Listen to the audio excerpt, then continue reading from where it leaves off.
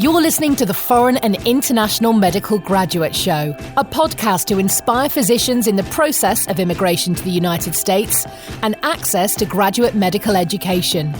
We create meaningful and helpful content that motivates medical students and doctors throughout the world, with the goal of creating a community that supports itself and gives feedback to each other, that stays updated with the most recent tips and advice on how to make it in America and become a successful resident or fellow in the speciality of your dreams. Dr. Alonso Osorio is board certified and residency trained in both emergency and family medicine and will be bringing you 20 years of his personal experiences, struggles, and motivation.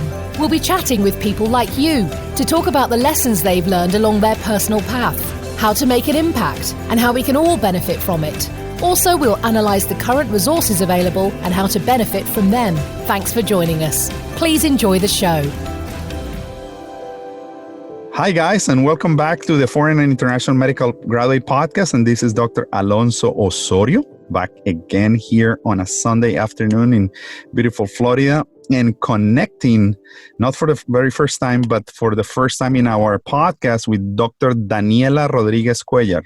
Dr. Daniela Rodriguez and I got in touch through the Facebook page that she runs, and I think we contacted ourselves through the USMLE chat group that we have on WhatsApp, and we developed a nice connection. And I think what strikes me about her when I really have the opportunity to speak with many applicants is the passion and the process and the desire that she has on accomplishing these goals. I mean, it's been a very lengthy process that started probably somewhere in between 2014, 2015 with the desire to come into the United States. So guys, this is part number 3 of the residency interview series that has the purpose of giving us some interviewing skills for the incoming residency interview process. I know that you all have been concerned about the lack of interviewing preparation, and we just had in our episode Dr. Shay Data on episode number 27, and she was phenomenal talking about this. So don't forget to reach out to her if you really want to get a fantastic mentor like her. I'm also very much available to you for any consulting, so please go and visit my website. Dr. Daniela Rodriguez, thank you so much for joining us today. I'm extremely excited to have you on Zoom right now with me. It's been, thank you for being flexible to schedule this today. Hi, Dr. Osorio. No, thank you. Thank you for your invitations and for giving me the opportunity to be here. I'm extremely excited because I think you're going to be the perfect candidate, and we're going to make sure that you find a residency program this year. And if it's this not year, we're going to make it the next year, but we are not giving up, right? Because that's what your Facebook group is all about. Residency in the USA, never give up. And Dr. Rodriguez, I'm going to tell you, academically, there is no problems. She has had fantastic first attempt trials at every one of the USMLE steps. Step 1, Step 2 CS, Step 2 CK, and Step 3. And she's already certified by the Educational Commission of Foreign Medical Graduate. She attended medical education at El Colegio Nuestra Senora del Rosario, or what we call Nuestra Senora del Rosario University in Bogota, Colombia. That is one of the most prominent universities in my country. And, you know, always has been known that creates some of the best physicians in my country. So there is obviously no academic concerns for Dr. Rodriguez, and she has proven her medical knowledge already through successful accomplishment through the steps 1, 2, and 3. And she is currently residing in Colombia. She's been back and forth, working in volunteering, keeping up to date on her clinical practice. And we're sitting now potentially for the 4th residency interview matching attempt. Despite the fact that many of our listeners might say, wow, that's some serious perseverance. We had been talking for about 30 minutes before we jump on the microphone on what she had done so far and where all this passion and motivation started from. So to begin our interview, Doctora, tell us about where the idea of coming to the United States to become a doctor and a pediatrician came from. Well, when I was in medical school, what I found out is that there's a good education. You can learn a lot, but there are some things that are missing. like lack of opportunities here in Colombia. Also, there's lack of research, and there are not enough spots for you to do your residency, right? And that's why I decided to try to go outside from Colombia and to look for new opportunities. In terms of pediatrics, well, since I was in my medical school, I enjoyed a lot to work with kids. There's different kind of environment when you work with kids, and also it motivated me to help them and to give them the opportunity to have a better health, right? Perfect. Okay. As I'm looking here at your prior attempts, obviously, we go back to the first one in 2017, then you followed by 2018, and now with 2019.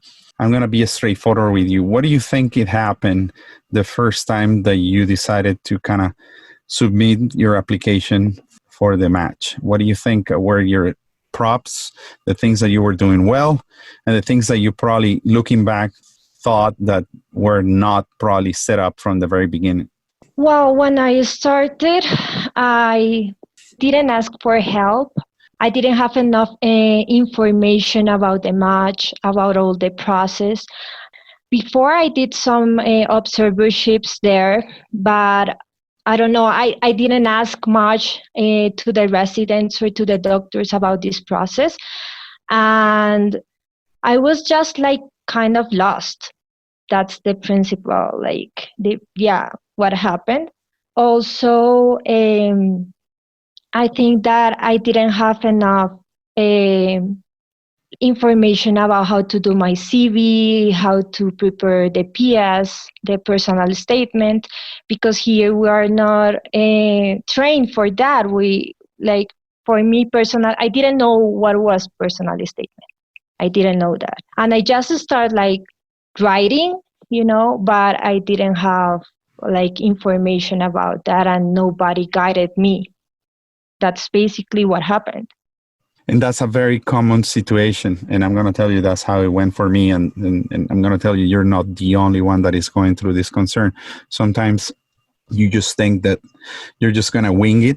And the American applicants and some of the foreign medical graduates that have been here in the United States, they've been writing personal statements for a while and getting some professional, coaching on how to do it properly. And many of our guests keep stating over and over how important it is to write a personal statement that is obviously a dynamic and ever-changing piece of paper. Like this personal statement that you're going to be writing for 2020 application is not the same one that you had for 2017, because many things have changed in your life and many things have changed, not even professionally, but as a person. You have grown and circumstances have completely changed drastically, specifically now with the COVID. So that's one of the most common mistakes, knowing how to properly write a personal statement.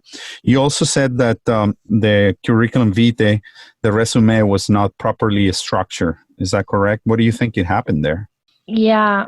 Well, here in Colombia is completely different when you write your resume.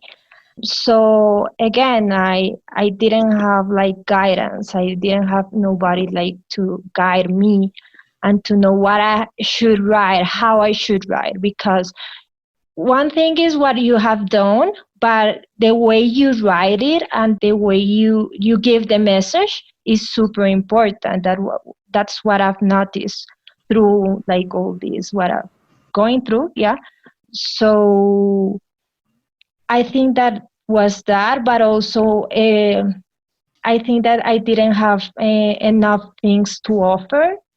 What I mean is that I didn't have like enough experience, like in clinical experience or experience as a physician. So I didn't have like much information to write in the CV, right? Yeah, I think that's basically. When you went for the interviewing process, you think this didn't give you confidence to introduce yourself in a more relaxed fashion? Obviously, when we potentially think and we probably know deep down inside that we have a very weak application, and you submit that paperwork through the ERAS, you just don't feel that it was right. And you still kind of go with it and you say, I'm just going to wing it and see what happens. And then you invest thousands of dollars. And how much money you spend the first time around?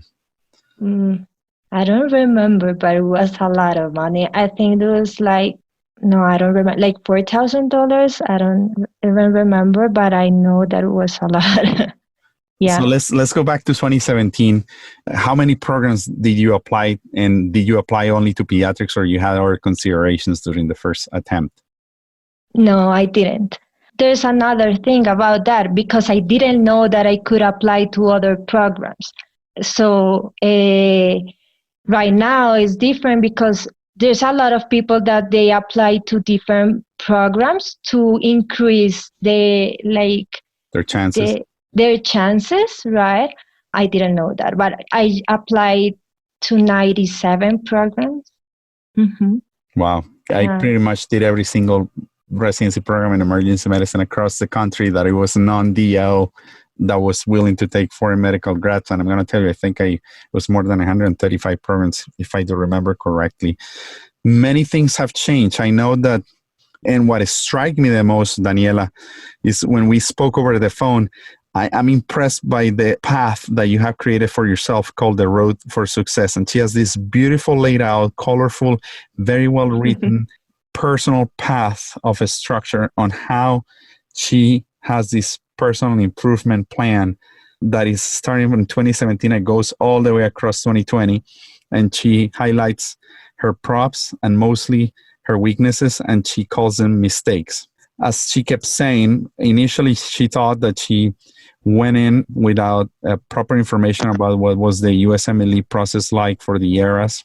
She felt that she was not prepared for the interviewing skills, and actually interviewing in Colombia or anywhere across the country is very different. Culturally, it's extremely different. In the United States, the type of interview setting is extremely, bizarre for us because we're not ready for it. And there is a cultural fear, because you come to the United States and you're meeting with an American doctor, and sometimes they look different than us, and you just get remarkably overwhelmed by fear, and you're like shaking and sweating, and you lose confidence. And even if you had a good resume, a good personal statement, you just don't portray the type of nonverbal message or verbal message you actually intended to do on the very, very beginning. Also, you kept saying that you didn't have enough contact. Tell us about that. You felt that you didn't have enough contacts. Yes. So when I did most of my observerships, I did them during my internship. So I had the opportunity, like my university helped me with that. My medical school helped me with that. And I did my observerships in Miami.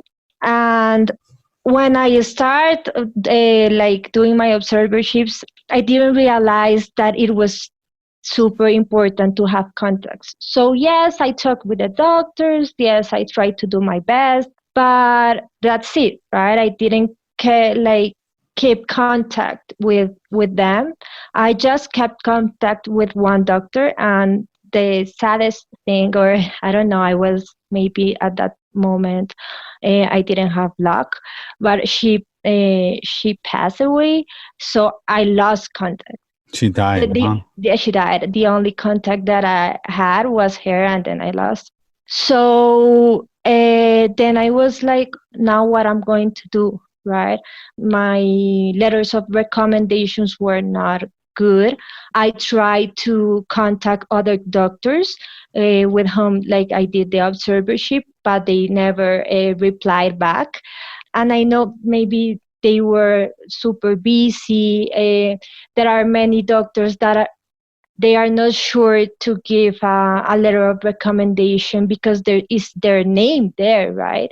So that happened. So then I realized that I really needed more contacts. And for me, the way to get contacts was doing the interviews, was doing the other attempts that I did.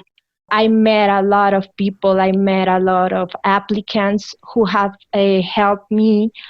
And then I had the opportunity to make research in Colombia, in New York, and I got contact with other doctors and also the residents. Well, my friends, that they are my friends right now, they are doing the residency.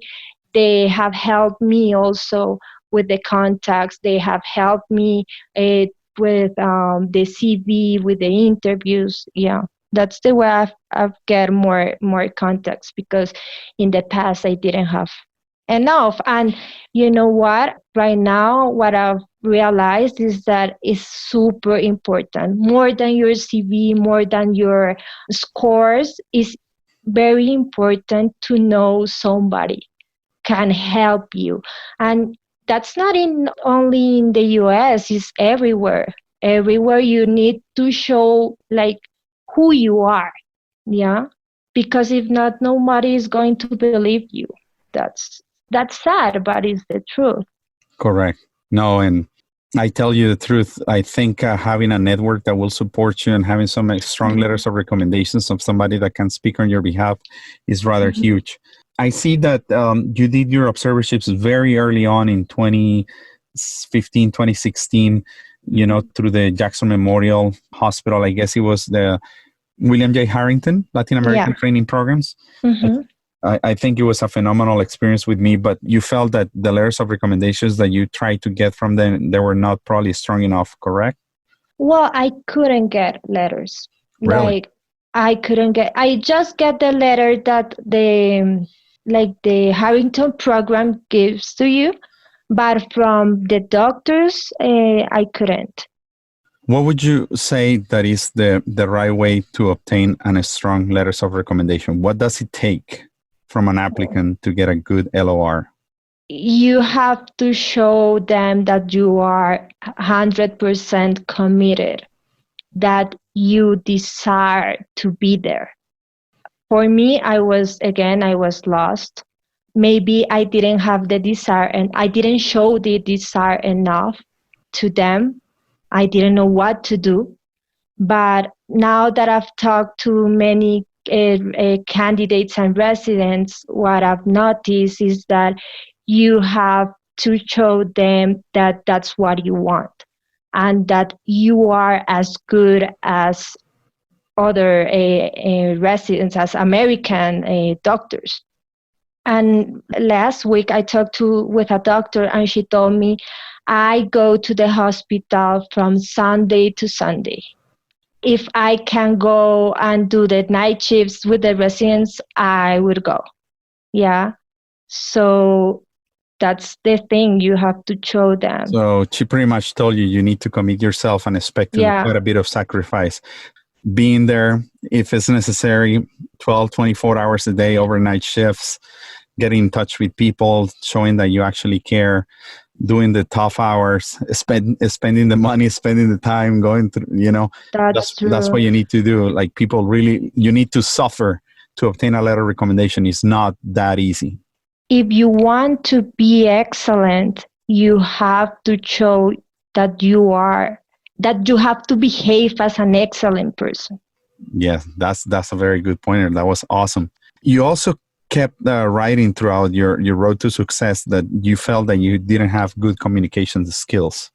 I mean, lack of communication skills, more like the spoken English, or? Well, for me, I learned English since I was in my school, in my elementary school, but I think that I didn't trust myself. I didn't trust my English since the beginning. So I was like so scared when I was doing in the interviews. I didn't know how to express myself enough to them, to believe me that I'm a good physician, or And I think that was the first thing. I thought that my English was not good, but also not that. Is that, for example, here in Colombia, sometimes you talk and talk and talk and you don't go to the point. In the US, it's completely different. Yeah, people are cutthroat, get to the point, stop beating around the bushes, right? Uh-huh. And I didn't have enough, like, I wasn't trained for that. Got it. And I know that since you felt that that was a weakness, you hire a personal interview coach. But this coach that you initially hired was an American Colombian guy that was kind of really training you for overall interviewing skills in any type of business situation, but not specifically targeted to medicine. Despite the fact that you felt that it was not that good, I think you probably learned some good stuff. And I don't know if any tips that you kind of picked up along the way with him. Yes, he gave me some tips about my communication, how the eye contact, the importance of the eye contact, of your body language, also how to answer like some questions, because, well, it doesn't matter if you are a doctor or not, but they are always going to ask you like this, probably the same questions, like who you are, tell me about yourself, right? So he helped me with that. What he told me is that most of the time my answers were so long.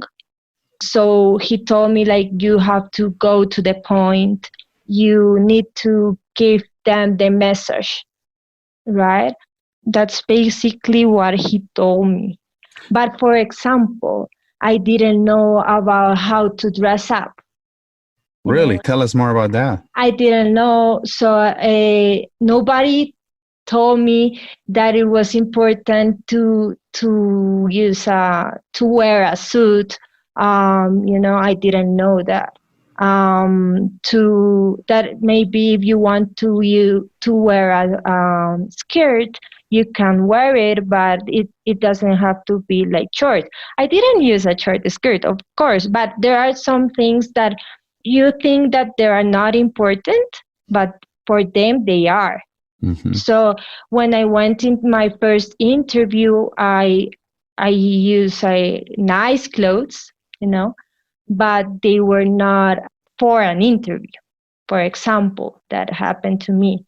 When I went in the first interview, I just like start talking and talking and talking, but I didn't know what they were asking me, because there's something important when they ask you something. You need to, like, there's other questions in the question, inside the question. Mm-hmm. Yeah. They want to say something, but they really mean something else. Mm-hmm. Right? Mm-hmm. And he also helped me with that. You need to understand what they are asking you. But he didn't have experience training a resident applicant, well, like applicants for the residency. You come across as a very sweet, soft-spoken lady. Mm-hmm. I don't know if they have told you potentially that you need to affirm yourself, show and portray more confidence on who you are, to display through your verbal message how good of a clinician and how academically strong you are and you can be. Correct? Yeah, that's right. Daniela, no, I've been impressed by the commitment that you have had. Well, we've been working on communication skills. You've been working on getting the proper information about the programs. I guess that you have narrowed the residency programs that you wanted to apply in the United States, and you know that you want to do pediatrics. Is there any specific geographic locations in the United States that you would like to be potentially doing residency training? Will it matter? Or if an opportunity happens to be in Alaska, are you willing to go all the way down to Alaska? I don't know. Tell me, how do you feel about that? Well, at the beginning for me it was okay to go anywhere. Right now I have more friends, I have more contacts like close to New York. So yeah, I would like to be there. But at the end, if I get the residency, whatever I can get, I will be happy, because my dream is to do my pediatric residency there in the US.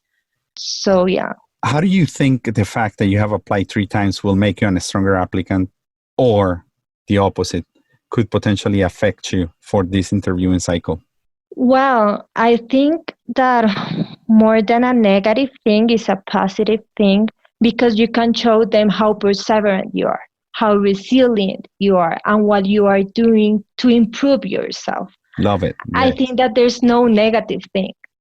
There's no negative thing for me, because what I've been thinking is that maybe if I would get the residency in the past, in my first attempt, I wouldn't be who I am right now, How have who you I changed? become. How have you changed? How has this process changed you as a person?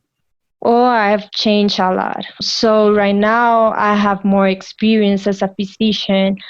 I trust in myself more when I'm deciding something about a patient, about a treatment. I have more experience. I'm more sure about what I have to do to help.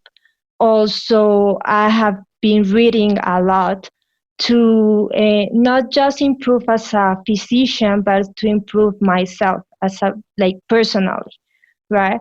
At the beginning, I didn't trust in myself. That's the truth. Yeah. And that's what I was showing in the interviews. So if I don't trust myself, who is going to trust me? Correct. Nobody, right? So right now I trust myself. I know who I am. I know what I'm doing. I've been doing a lot of things. I have a map in my room about my dreams. And I have pictures in my room about what I want. And I look to them every day. And now I'm sure what I want. I'm sure what I don't want, you know? Lots of visualization. How has been the support from your family, your friends, your loved ones through this process, both financially, spiritually, probably many tears on the path to success, right? Well, my parents have been always there. Not just my parents, my brothers. I have an awesome brother that he's the one that have helped me during this process, but also he doesn't know about he's not a physician, right? So he gave me some advices, but he was also kind of lost about that. My parents always have been there. They helped me with paying the test, the steps. They helped me with the first application, but I have many things. I could go to a good medical school, but also because I had a scholarship. So there's not a lot of money. We are not well. So you're not super rich, but Yeah. definitely you're probably mid upper class in Colombia. Yeah. And that plays a huge role on potentially giving it a shot at taking these chances, right? Yeah, and they help me. They always support me. But the thing is that sometimes I can be a kind of a stubborn, and Really? I don't like to listen much. So I think that also that was my mistake. I didn't listen. However, they help me with everything. They always have been there. My friends, super supportive, but more the friends that I've been the friends that I've met during this path. They have helped me a lot, giving me advices because they are going through the same thing. So that's the other thing. I'm not alone. At the beginning, I felt that I was alone. I felt that nobody understand me, that nobody was going to help me. But right now, it's different because I've met a lot of people that have shown me support, and also because they understand me, they understand all this process. What would be the best thing that could happen in 2020 for you? What would be, despite that it's been a rough year professionally, financially for everybody across the world, what would be the goal and the biggest achievement of what you could accomplish for 2020? The first thing is to get my residency. That's number one. That's number one, but that's for 2021, right? Yes, the cycle, I call it the 2020, 2021 cycle. Yeah, so the first thing is my residency, but also I want to have the opportunity to help other people who have going through the same path. through the same experience, and I would like to become a better person. I know that I'm a better person right now, but I would like to improve more myself so I could help my patients and help my colleagues. And yeah. How much of your time on a regular day do you dedicate to this process? Out of Well, out of the 24 hours that we have available in a day, how much you think you're spending on working on this? Well, right now things have been changed for me a lot because now I know what I want, now what I really desire with my heart. So since I wake up, I am thinking what I'm going to do to improve myself and my CV and my application. So everything that I do right now is because I want to get that. So I think that I don't know, like the 20 hours of the day, I'm thinking, because the other hours I'm sleeping, right? But the other hours, I'm working on that. I'm looking what I'm going to do to improve myself, what I'm going to do to improve my CV. Right now, I'm working on research remotely. I'm also always reading about medical topics to be up to date. I'm working from home to help my patients here in Colombia, so I do telemedicine. Yes. Yeah. Everything that I do is for my application. Wow. Tell us what has been so far probably the toughest moment that has made you shed most of tears, probably the moment that you felt lost, down, depressed, that you felt that this was not going through and that you really decided to just kind of wake up and keep pushing it.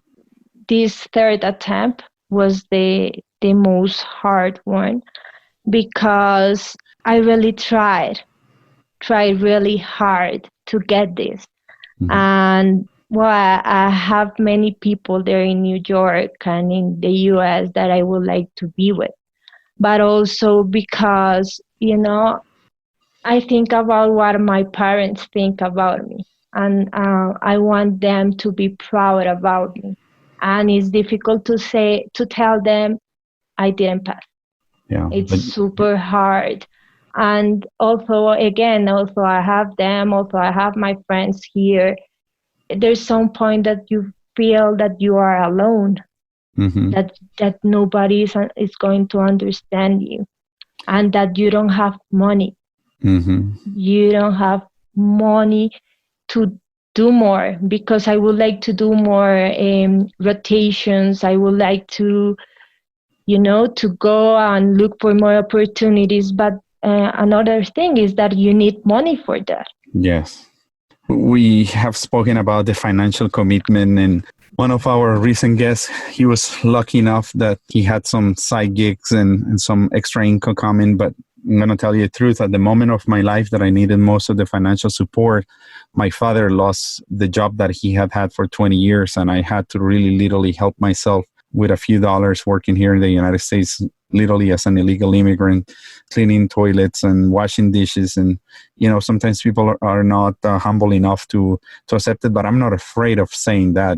I did what had to be done and the necessary things that I had to do to make it in America. I gave tennis lessons for $15 an hour, $25 an hour. So, whatever it took. I cleaned cars, washed cars, It's a matter of how much you want it. And have you found any people along this path that have been negative or discouraging, that are always like that thorn on your toe, that it's a negative person? And what have you done to stay away from them? I don't know if that's the case.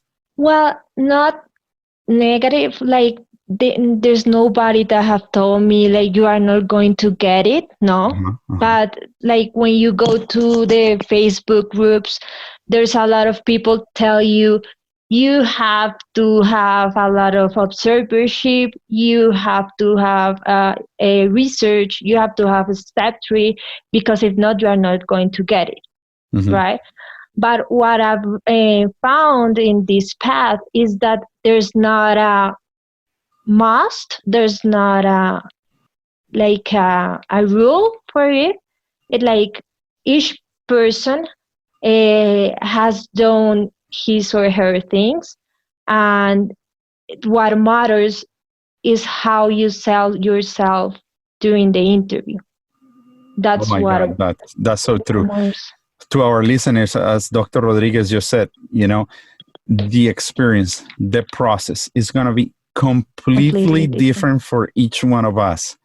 The Mhm. successes that somebody did are going to be completely different to other ones. The amount of money invested by one person is going to be different than the amount of money invested by the other person. You cannot really compare it. We have to understand that we come from different nationalities, and there is physicians flocking into the United States from every single part of the world. And, in this case, Dr. Rodriguez happens to be Colombian like I am, and I feel really good about that. But it's a process that no matter how many people you see on the internet that are giving you, I did this, I did that, I took a step 3 before I submitted my first application, you don't have to have a step 3. I mean, I know that you, Dr. Rodriguez, went ahead and did that. You felt that it was a weakness not having it during the first process. So I know that in 2018 you sat down and you were successful at passing that, and that's obviously a plus, because if you get a residency position that might be able to offer you an H1 visa, that having the step 3 is going to make it much easier. Have you thought anything about the immigration process, and have you dedicated any thought or any concerns that you might have in what type of visa you're going to end up having, if it's going to be a J1 or an H1? Do you think the visa status makes a significant emphasis on what applications you do to what programs or not? Well, what I know is that it's better to have H1 because we'll have like more opportunities, and you will not have to think about what is going to happen after you finish your residency. But for me, it doesn't matter which visa you get. Once you are there, if you are so like if you are so sure about what you want, and if you show other people who you are, then you can do your fellowship, and then you can get again the J1, extend it, and finally, with a hard work, you will get a other kind of visa. Yeah, or a waiver, right? Yeah, or a waiver. Daniela, when you and I were talking about how your family felt and how sad you were to let them know and potentially make them not feel disappointed about you, I bet you do this for yourself, but I bet that your family is so much behind you that you just kind of really gets to your heart. I saw probably potentially shedding some tears there, huh? Yeah, because I'm not alone, like what I feel, my parents are going to feel as well. Sure. And for me, it's difficult to show them like I'm super sad. I don't. This third cycle was hard for me. Like when I found out that I didn't match, the next day I couldn't wake up. I No. couldn't. I was like crying. I was watching TV. I was super sad. But when I looked to my parents, they were so worried about me. And then I was like, you know what? I have to do something. I can't stay here like crying and just like behave as a victim. No, I have to do something. And my parents were super worried. My brother was worried. My friends, you know. So right now, this what I'm doing, of course, is because of me, but also because of them. Because if I'm unhappy, they will be happy. Yeah. I would say just think about yourself and don't put yourself to too much psychological pressure. It's like playing, I'm a tennis fan. I'm a tennis fan, and I'm going to tell you, having had been a very competitive junior player, I think that the times that I did the worst is when I was doing things for my parents and not for myself. I guess that if I'm happy for myself and I think I'm doing the best for myself, I think your parents will always be there, no matter if you're sick or healthy, if you're rich or poor, if you're in the United States or in Colombia. It doesn't matter where you're going to be. our parents' support is unconditional, and they're always going to be there for us, And I can assume that probably by now, the amount of financial investment is probably larger than $25,000 this far. Well, right now I'm still owing money from the second application, and I'm going to the fourth application, so you can imagine. But my parents are trying to help me. I'm working here to pay all that money. Saving. Yeah. Yeah. Wow. So obviously, I know where all this motivation is coming from, but exactly how you came up with the idea of creating the Facebook group called USAResidency Match, and why you gave it the title, quote, "Never Give Up," unquote. Okay, so that idea, I already had the idea in the past, but sometimes you always say I don't have time, there's no time for me, always. But when I didn't match for the third time, and I start reading the messages in the other Facebook groups, there were a lot of people, saying, I don't know what I'm going to do, I didn't match, I'm super sad. And I also wrote a text telling people I'm super sad, I don't know what to do. And there were some people that wrote me in Messenger, Facebook Messenger, and they were telling me, they were, hey, I'm sad also, I don't know what to do, I'm lost. They were very empathetic. There were a lot of people that they were telling me that, and I was feeling the same. So I was I think that now this is the opportunity to help others. If I help myself, I can help others, and also they are going to help me as well. That's a very altruistic perspective. And so I asked them in another group, what do you think if I create a group to help each other? And there were a lot of people that were hey, that's a really good idea. What has been the acceptance of the community this far? Oh my God, they are super happy with that. When I created that, I was oh my God, I'm not a media person. I'm not a media person. I don't like to go to Instagram. I don't like that because I think that is so stressful to know how many members you have, right? Oh yeah, tell me about that. I'm always looking how many people have subscribed to my podcast. How many reviews do I have? How many stars have they left? It was so stressful for me, but right now I have, if I'm not wrong, 1.3K members. Wow, 1,300 members, huh? Yeah, for me that's a lot. Yeah, that's a lot. From all nationalities? Yeah. That's impressive. And I've seen that everybody contributes with a little bit of something every day, right? Yeah, that's nice. I always try to write something that what I've done, because the truth is that I'm in the same boat, basically in the same boat as many people. And well, maybe I can't give them a lot of advices, but what I try to tell them is what I'm doing to improve myself, what I'm doing to improve my CV, that maybe it will help them.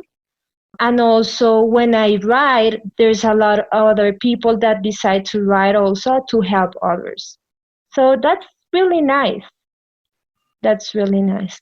Well, I'm going to tell you the truth. I think your message, the reason why Dr. Rodriguez is here is because in the next episode, we're going to try to see what's going to be the strategy for this year's potential interview and match. But what she has done so far, I think we can all learn from it, because she realized initially that she potentially went into the ERAS with not a perfect resume or CV and didn't have the right personal statement. She failed.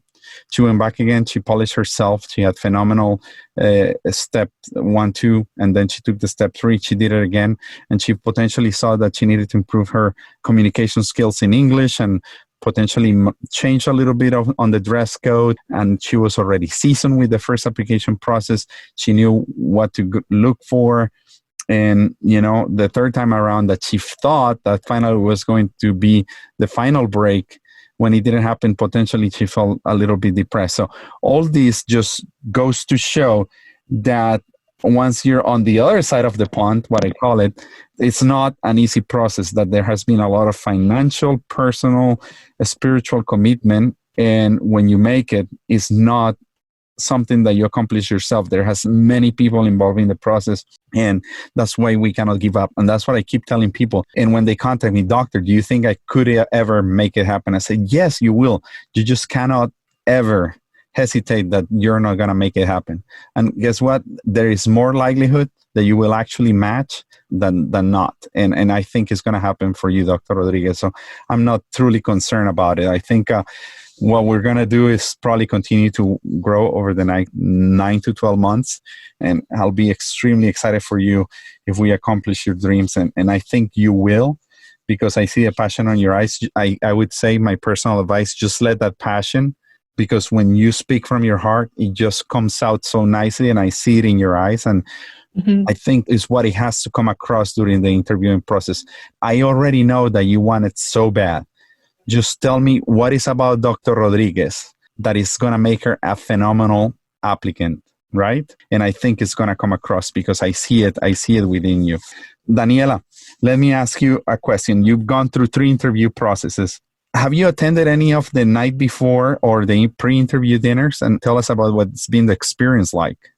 Well, I just went to one pre-dinner, because the other programs where I got the interviews, most of them were community hospitals, and most of the community hospitals don't do the pre-dinner.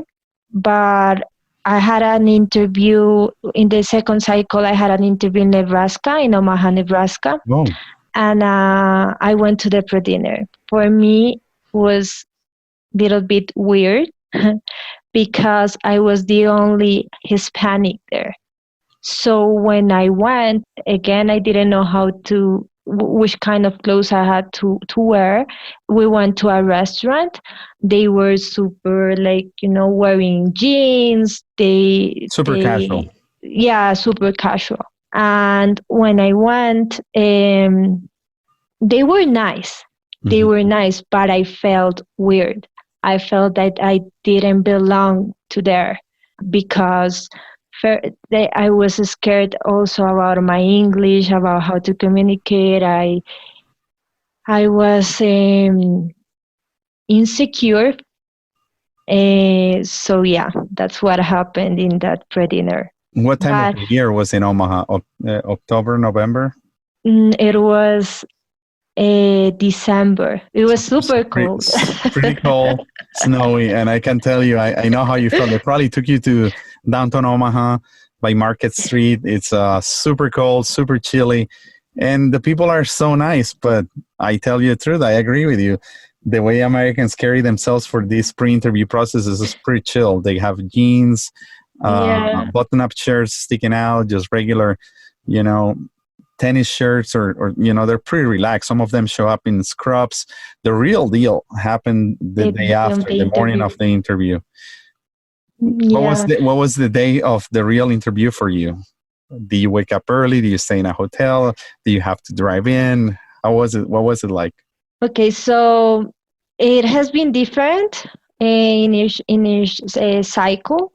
The first time I remember I stayed in a hostel in New York. It was fun because I shared the room with 6 people. Uh-huh. I was looking to save money. New York is super expensive. So I was looking, but it was nice because I met a lot of people. Now I have friends from that I met there. But that day I woke up super early. I'm always super anxious. I'm always trying to get ready with time. The first cycles, what I did is that the day before, or the 2 days before, I would go to the hospital and to know where is it, right? How to get around.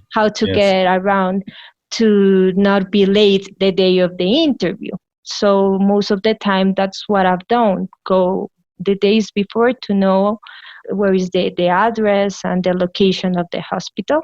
And the day of the interview, I used to wake up early to dress up and to get ready for the interview. Sometimes in New York, for example, sometimes you don't know what's going to happen with the train. But also if you are like, I don't know, maybe in Omaha, what happened is that they paid for the hotel. Okay. Yeah. So there's somebody that picked me up. Yeah, so there were some residents that picked me up and took me to the hospital. But in New York, you have to go by yourself, so you have to be sure to be ready with time because you don't know what is going to happen with the train. Also, if you are going to a Uber, you need to know how much time it will take for you to get there. Yeah. And once you walk into the hospital, American hospitals could be a little bit overwhelming and a little bit crazy and disorganized sometimes. And I'm saying disorganized because these hospitals grow around one single structure. So they have Tower A, and then the Tower A became Tower B, and then the Tower C. And sometimes the floors change directions, and it's literally a maze. And they're huge, and the hallways are forever. All the doors sometimes look alike. The place is cold sometimes. You just feel in a surreal world. I mean, right now I'm taking myself back, and I feel that feeling. Do I belong here? Yeah. Why am I here? It's a weird feeling that I cannot describe, but I would say if you're there, it's because you own it, and people feel that you probably have the qualities and enough attributes to be there. So I would say just a step like you mean it. Step in and be confident, and there is always hesitation about it, but it's normal of humans to get a little bit anxious about the unknown, right? But the interview is weird because you walk sometimes into this classroom or a hall or a big meeting room, and there is a bunch of more applicants like you with the same little folder, with papers and a pen, and they're all dressed up sometimes the same or similar, and then your names start being called out by the attending. Sometimes you get a minor brief interview, and it's just bizarre. When you went for your interview, which one of them was the most memorable and potentially something that you can tell us that was probably either funny or special, or do you feel good or bad about? Well, what I can remember about one interview is that, it was in Philadelphia. It was in my first cycle. I went to the interview. At the beginning, I thought that everyone was looking at me, like you think that if you are going to move your arm, everyone is going to look at you. But okay, so I went to the interview and they were super nice at me, and they were asking me many questions, but I didn't know how to answer the questions. Also, I remember that one of the interviewers, she talked to me about a book that she was reading. I didn't know about the book. She spoke a little bit in Spanish, but I wasn't sure if I should talk to her in Spanish or not. And then I didn't, at that point, what I talk about my hobbies. So, like I told her, I know some books, but I was super lost, and she could notice that on me.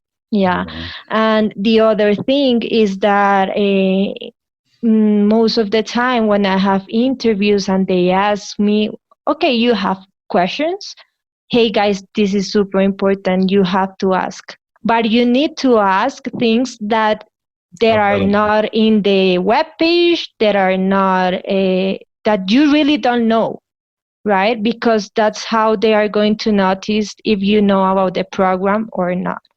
Yes, I would tell you, and we have spoken about this in the past, you really need to be extremely careful because you don't want to ask a redundant question of something that has been already explained by the residency page or the welcoming package that it gives in the morning, Sometimes that you don't even know the name of the program director, etc. That's just extremely embarrassing. It's By the way, completely Daniela, different. I think now that I've been here in the US for 20 years, something where I have really continued to kind of get to know the American culture is about the humor. And watching comedy, stand-up comedy Yeah. has been enlightening because the humor is so different. The humor is loaded Mhm.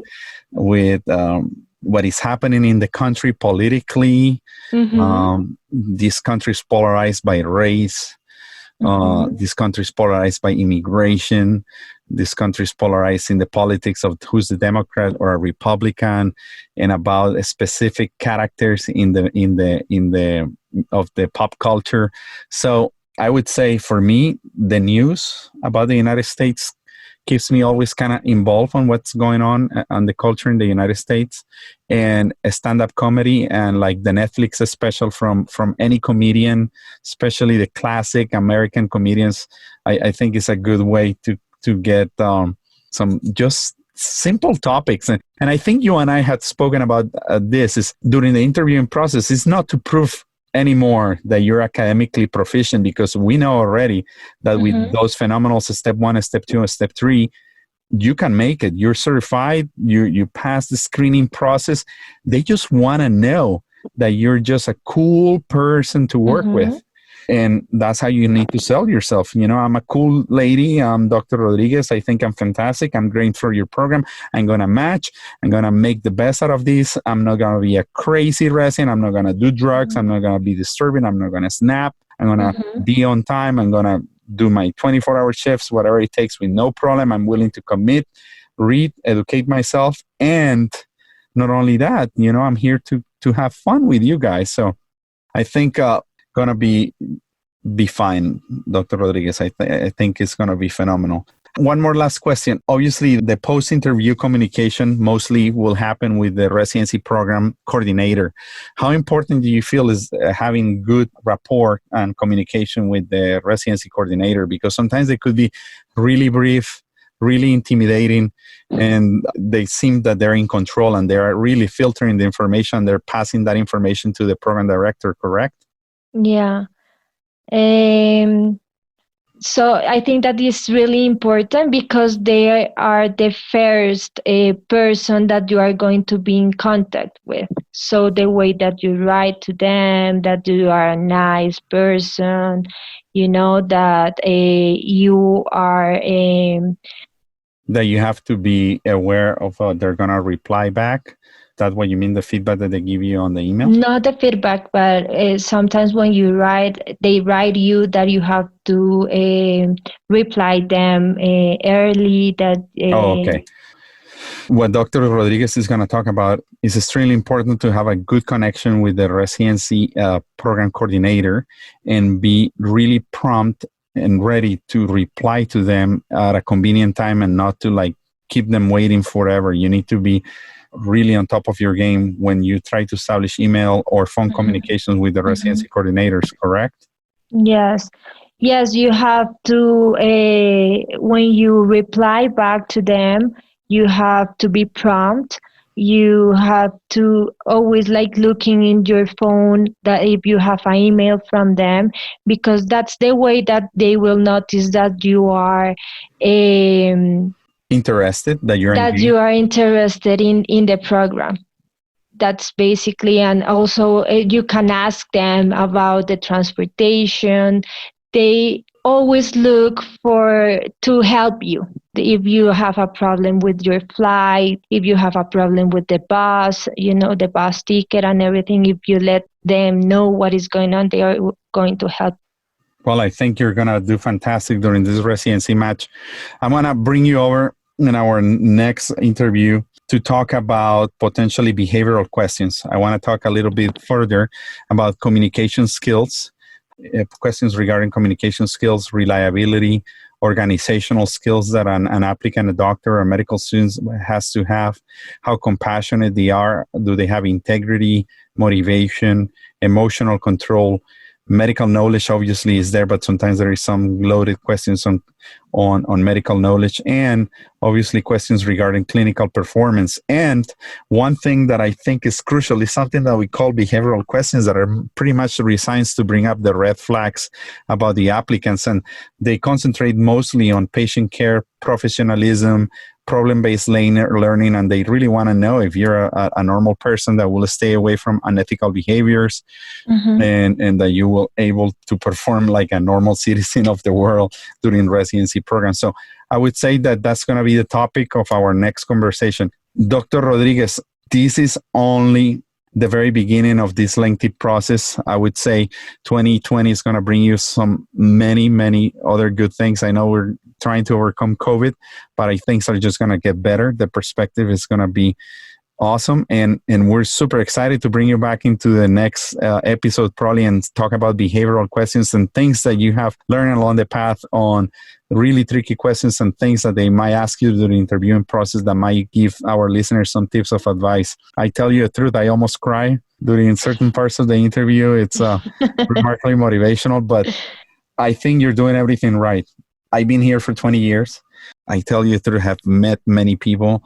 I think the passion comes through your eyes. I think I can see your soul, and you don't really have to prove that anymore. You're academically strong. I think just showing the confidence and getting to know my peeps here in the United States, how my American fellas behave, is going to be the key, right? Yeah. You're gonna be fine. Thank you very much. No, I'm super happy to be here. For me, it's a huge opportunity. I'm so happy. I was telling everybody, like, hey, I'm going to be in Dr. Rosario's podcast. No, yeah, and this is what we do. We bring people here to tell us their experience. Yeah. And I think we need to learn from our own mistakes. My father always told me, hey, son, don't do that, because when I did it, it went wrong. And I went ahead and did it, despite the fact he told me not to. And guess what? It went wrong.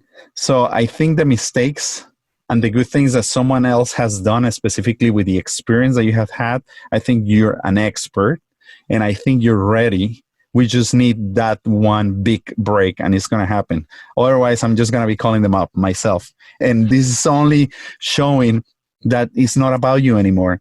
It's about helping yourself and helping other people. And that's the message that everybody out there has to understand, that we're here for you guys, and we want people like you to approach me and tell me, hey, I think I can be part of this. I think I have a lot of things to say to my fellas across the world. You know, we have people that are listening to us in Congo, China, places that I have never thought possible that we're going to be reach. It's been incredible. Obviously, I rely on the likes, on the sharings, on the downloads to keep growing, and that's only make it better.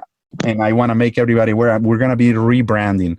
I think that the Foreign and International Medical Graduate Podcast is going to be more about Alonso Osorio, myself, and we're going to do a 360 degrees revamp on the website.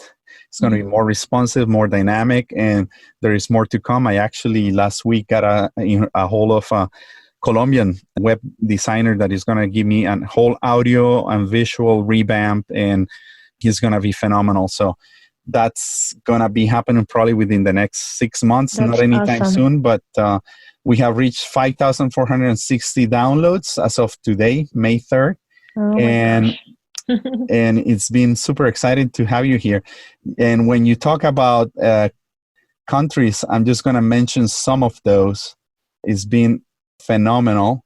And obviously, most of the downloads come from the United States. We have Colombia, India, Mexico, Nepal, Canada, Ecuador, Peru, Spain, Pakistan, Ireland, UAE, Guatemala, Puerto Rico, Egypt, the UK, Grenada, the Czech Republic, Tajikistan, Dominica, the Philippines, Vietnam, the Dominican Republic, Haiti, Ghana, New Zealand, Panama, Norway, Saudi Arabia, Australia, Barbados, Ethiopia, Israel, Sudan, Algeria, Portugal, Bangladesh, Nigeria, Germany, Ukraine, Jordan, the Russian Federation, Argentina, Bahrain, France, Sweden, Italy, Honduras, Venezuela, Kenya, Sri Lanka, Turkey, Bolivia, Costa Rica, Malaysia, Brazil, Qatar, and it keeps going.